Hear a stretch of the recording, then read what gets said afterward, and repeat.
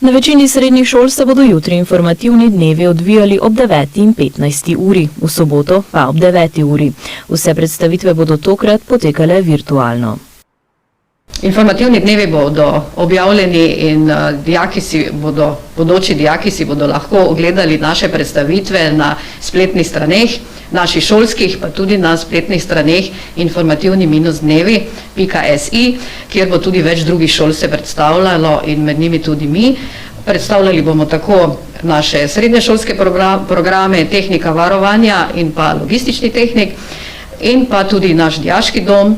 Tam bomo pokazali, predstavili se bodo naši športniki, ker smo šola, ki je prijazna športnikom.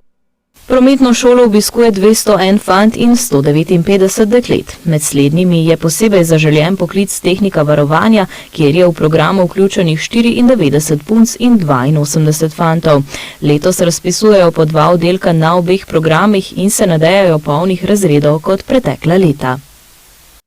V preteklih letih nismo imeli omejitev, pri čemer moram reči, da lansko leto, predvsem na tehniko varovanja, smo komaj uspeli, nekaj dijakov smo tudi preusmerili v drugi program, pa se potem lahko prepišejo.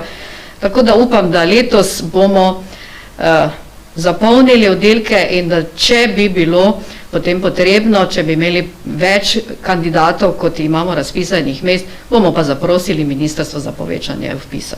Po posameznih programih vpisujemo v logističnem tehniko 2 oddelka, 56 novincev vpisujemo in tudi pri tehniko varovanja 2 oddelka, 56 mest.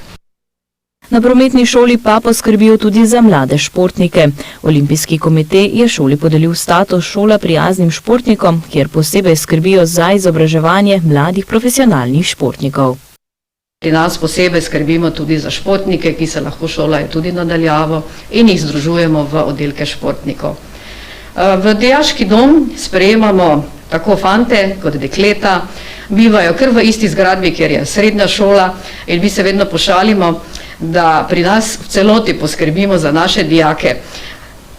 Spijo v dijaškem domu, hranijo se tudi pri nas, potem kar copatkih gredo v šolo. Popoldan se pri nas in v naših sosednjih objektih lahko ukvarjajo s športnimi dejavnostmi, raznimi drugimi kulturnimi dejavnostmi in potem zopet pri nas prespijo in tako, da imamo vse v enem.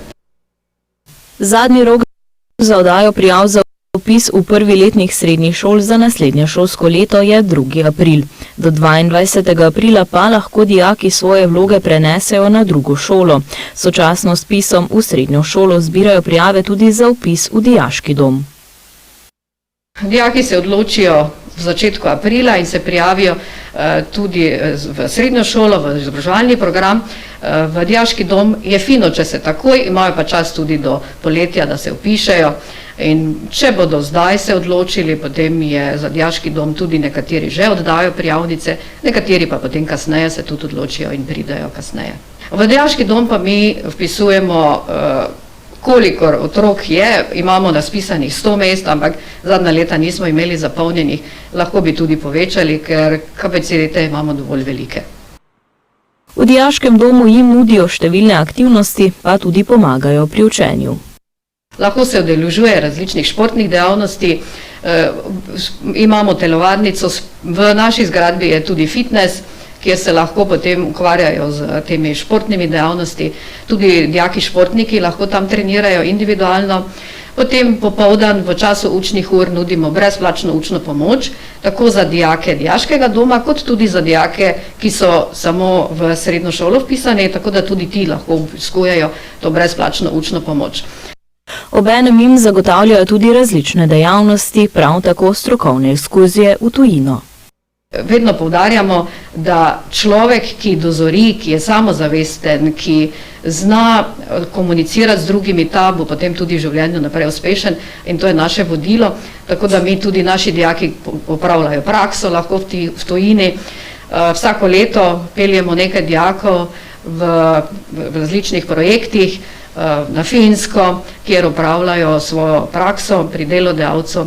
Tako da tudi na ta način jim pomagamo spoznavati in pridobivati nove veščine, ki so potrebne potem za uspešno upravljanje poklica in pa tudi za življenje.